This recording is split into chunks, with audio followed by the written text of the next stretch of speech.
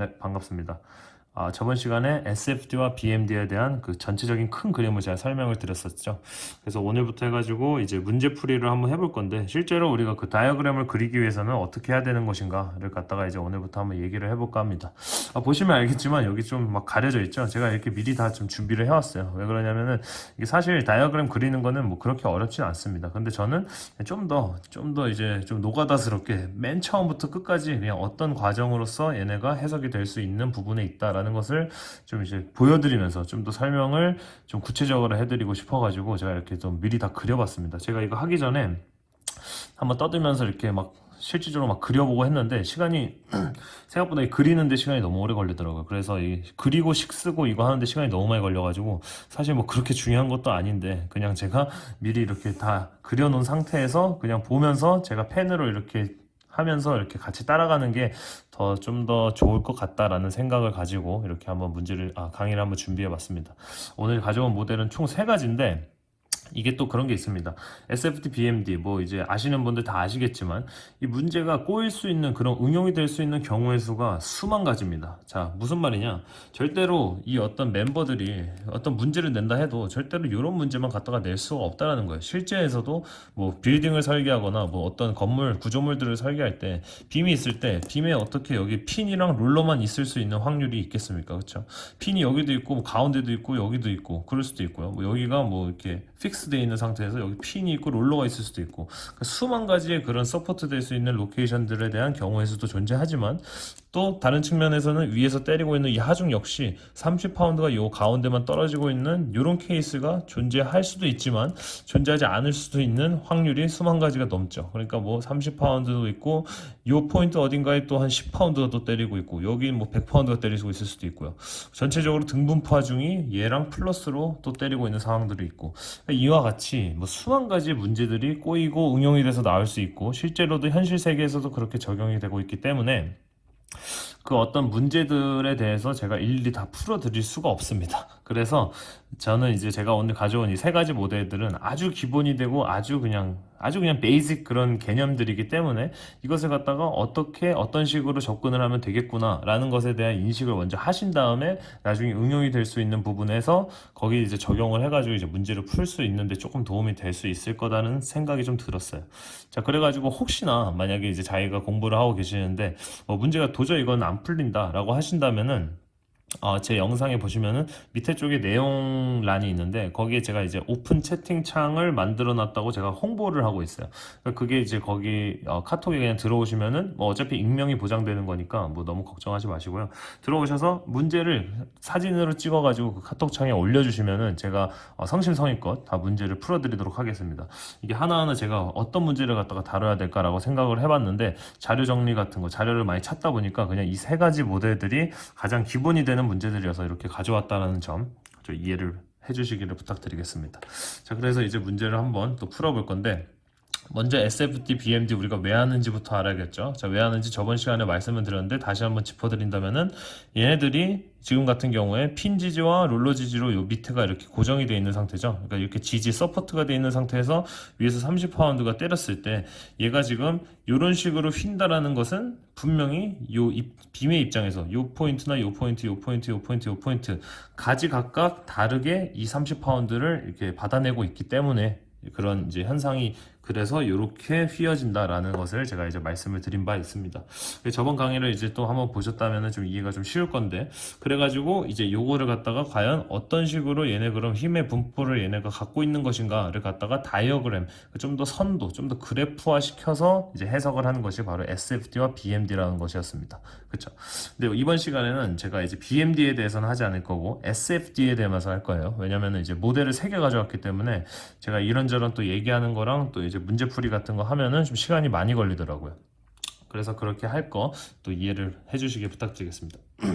자, 그래서 해볼 건데 하기 전에 우리가 또 가장 먼저 알아야 되는 게 있습니다. 부호의 약속이라는 게 있어요. 자, 부호의 약속 뭐냐면은 지금 무슨 말 하는지 몰라도 그냥 한번 따라가 보도록 할게요. 자, 빔을 하나 그려놓은 상태에서 왼쪽이면은 위로 오른쪽이면 아래로 이렇게 가리키는 부호가 있습니다. 자, 얘가 의미하는 게 바로 뭐냐면은 V라고 이제 우리가 shear force 전단력에 대해서 V라고 표시할 건데 V에 대한 플러스 양수 그 방향을 의미합니다. 그러니까 양수 부호면은 예를 들어서 오른쪽을 가려볼까요? 오른쪽을 가린 상태에서 왼쪽이 지금 약간 뭔가 끊어져 있죠. 끊어져 있는 상태에서 대해서 왼쪽에 대해서 해석을 한다. 이런 케이스가 있다 했을 때는 아래에서 위를 때리고 있는 방향을 갖다가 우리는 전달력의 플러스 방향이라고 생각을 할 거고요.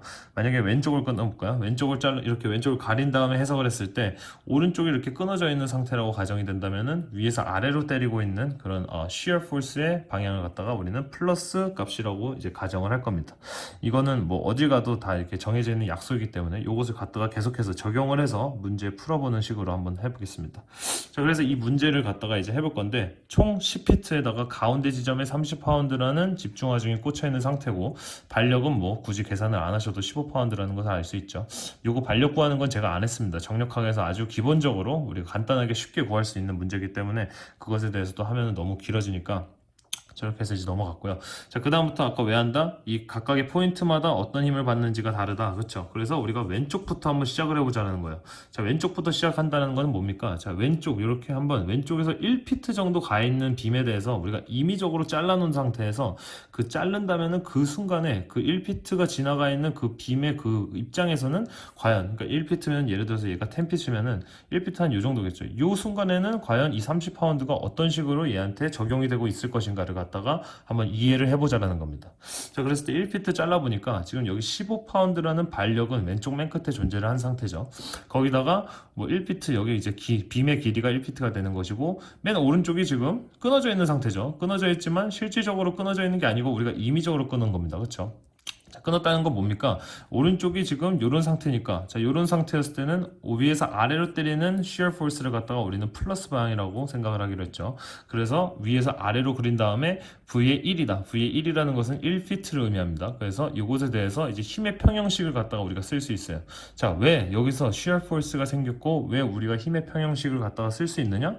얘는 지금 우리가 임의적으로 끊어서 본 거지 실질적으로 얘가 끊어진 게 아니죠. 그러니까 끊어졌다라는 것은 15파운드라는 리액션이 있었을 때 얘가 대롱대롱 한다는 소리인데 얘가 대롱대롱 한 게 아니고 실질적으로 이 빔이 쭉 있는 거예요. 쭉 있는 건데 우리가 임의적으로 이렇게 가려놓은 상태에서 얘가 과연 어떠한 shear force를 갖다 전달을 해낼 것인가를 갖다가 보고 있는 거기 때문에 이렇게 끊어져 있는 상태라고 얘가 움직인다는 소리가 아니고 끊어져 있지만서도 얘가 스테리컬리하게 딱 고정이 돼 있다라는 거죠. 고정이 돼 있다라는 것은 힘의 평형식을 썼을 때 전체적인 R자 힘이 0이다라는 것을 알 수 있죠. 그래서 우리가 식을 쓸 수 있다라는 겁니다. 그래서 위쪽 방향을 갖다가 전체 Y에 의존하는 힘 다 갖다 더해서 0이다 했을 때 15파운드가 있고 밑을 향하고 있으니까 마이너스 V1을 했을 때 V1 값이 15파운드가 나온다는 거죠. 자, V1이 15파운드 양수 값이 나왔으니까 우리가 생각했던 위에서 아래로 때리고 있는 방향이 맞구나 라는 것을 이해할 수 있겠습니다. 자, 그 다음번에 한번 우리가 3피트 정도 가볼까요? 자, 3피트 정도 가보니까 역시 또 외력이 존재하지 않아요. 자, 이 외력 30파운드라는 것은 5피트가 지나고 나서 생기는 외력이기 때문에 자, 5피트가 되기 전까지는 계속해서 이렇게 그림이 그려질 것 같습니다. 1피트나 2피트나 3피트, 4피트 똑같이 이렇게 그려질 텐데 3피트에 대해서 한번 또 해본다면은 15파운드 위로 때리고 마이너스 V3는 0 그쵸? 그래서 V3가 15파운드 역시 똑같이 나온다는 거죠. 자, 그랬을 때 우리가 한번 5피트까지 그려볼게요. 자, 5피트까지 그려보니까 드디어 이제 30파운드라는 외력이 생기게 됐습니다. 자, 그랬을 때는 이제 힘의 평형식이 조금 바뀌게 되죠. 아래에서 위로 때리는 15파운드와 위에서 아래로 때리는 30파운드가 생겼고 거기다가 마이너스 V5를 더하니까 이제 총 0이 되겠고 V5는 마이너스 15파운드가 나온다는 겁니다. 그럼 여기서부터 마이너스 15파운드 해가지고 맨 끝에까지 갈 때까지 해서 이제 마이너스 15파운드를 일정하게 여기와 마찬가지겠죠.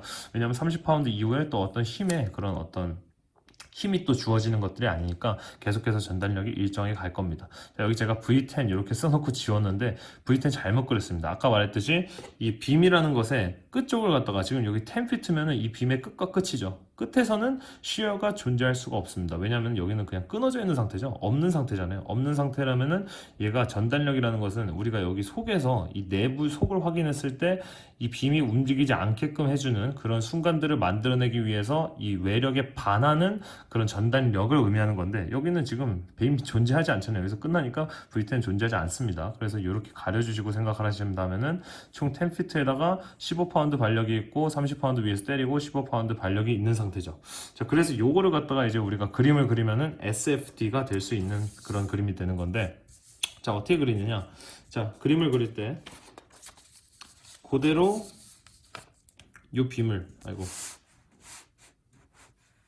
위치를 그대로 따따따따따따 이렇게 따라가는 거죠. 총 10피트에 대해서 우리가 해석을 한 거죠. 그래서 이 빔이 어떤 식으로 받는다? 처음에 15파운드의 전달력을 가지고 시작을 한 겁니다. 그렇죠? 그것은 어떻게 생겼냐면은 바로 이 발력 때문이에요. 이 발력 때문에 얘가 처음에 15파운드로 올라가게 됩니다.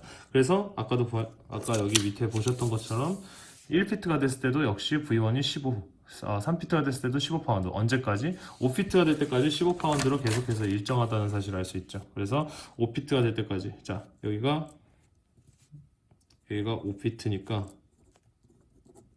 얘가 10피트겠죠. 그러니까 15파운드가 1피트에서도 15, 2피트에서도 15, 3피트에서 15, 4, 5. 자, 이런 식으로 가는 거죠. 그러다가 5피트가 되는 순간 30파운드를 받았기 때문에 갑자기 V5가 마이너스 15까지 확 떨어진다는 것을 알 수 있죠. 그러니까 여기까지 15파운드였다가 여기서 갑작스럽게 확 떨어집니다. 그렇죠? 그래서 여기가 마이너스 15파운드라는 거죠. 왜 여기가 마이너스 15냐면은 이만큼의 차이가 바로 30파운드가 이 외력으로 인해서 확 적용이 됐기 때문이죠. 그리고 역시 계속해서 6피트에도 마이너스 15, 7, 8, 9, 10 하다가 여기까지 마이너스 15파운드가 되다가 마지막에 이 빔의 끝쪽에서는 입장이 어떻습니까? 빔의 끝쪽에서 다시 15파운드의 발력이 있죠. 그러니까 15파운드의 발력으로 인해서 다시 축혀 세우기 때문에 다시 15파운드의 발력으로 인해서 마이너스 15가 0이 된다. 아이고. 10핏이 아니고 0파운드 이렇게 이제 수렴을 하게 되는 거죠. 그래서 여기가 플러스, 뭐 요 빔의 입장에서는 위쪽이니까 플러스고 마이너스 이렇게 이제 표시를 하지만 저번 시간에 제가 말씀드렸다시피 Vmax라는 것은 뭐다? 우리가 절대값으로 생각합니다. 그러니까 절대값 15 플러스 마이너스 15 이렇게 쓸까요? 그러면 결국에는 절대값이니까 15파운드가 정답이라는 사실을 알 수 있죠. 그러니까 이 빔이라는 것은 15파운드에 대한 그 전달력으로서 설계를 하면은 안전하게 설계가 된다는 겁니다. 자, 근데 이렇게 하고 제가 오른쪽에도 하나 그림을 더 그려봤는데요. 이 오른쪽에 대한 그림이 뭔지 한번 또 설명을 드려볼게요.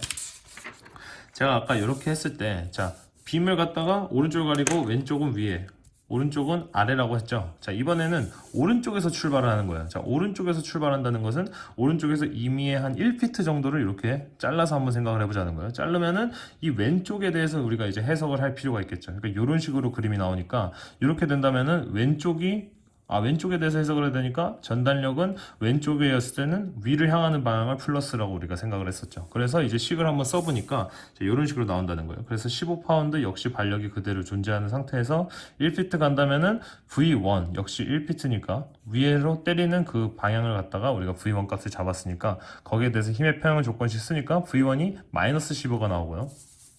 그 다음에 뭐 5피트 다음에 1피트, 그러니까 총 6피트가 됐을 때는 어떻느냐, 15 플러스 V6, 역시 V6은 6핏에 대한 그 어떤 shear force를 의미하고 아래에서 위를 때리기 때문에 V6이라고 나타낼 수 있겠고요. 30파운드라는 외력이 존재하는데 위에서 아래로 때리고 있으니까 마이너스 30 이꼴 0, 그래서 V6가 플러스 15가 나온다는 사실을 알 수 있죠. 자, 요거 역시 결론의 마지막에는 이런 식으로 이제 15파운드가 올라가고 5피트하고 떨어지고 다시 5피트하고 15파운드가 올라갔었죠. 자, 우리가 아까 그렸던 그림에 다시 한번 따라가서 한번 그려본다고 생각해 볼게요. 자, 이번에는 오른쪽에서 시작했댔죠. 자, 오른쪽에서 시작해가지고 왼쪽으로 1피트 가니까 어떻습니까? 마이너스 15를 했죠. 그러니까 1피트 갔을 때 마이너스 15 값이 맞고, 그렇죠? 그리고 V6가 됐을 때는 플러스 15랍니다. 그러면 여기서 시작했으니까 1, 2, 3, 4, 5, 6피트 한 요 정도 되겠네요. 그럼 여기가 있을 때는 V 값이 15 플러스 15 양수값 15파운드가 맞네 라고 이제 생각이 된다는 거죠. 결국에 지금 이걸 제가 다시 한번 보여드린 이유는 뭐다?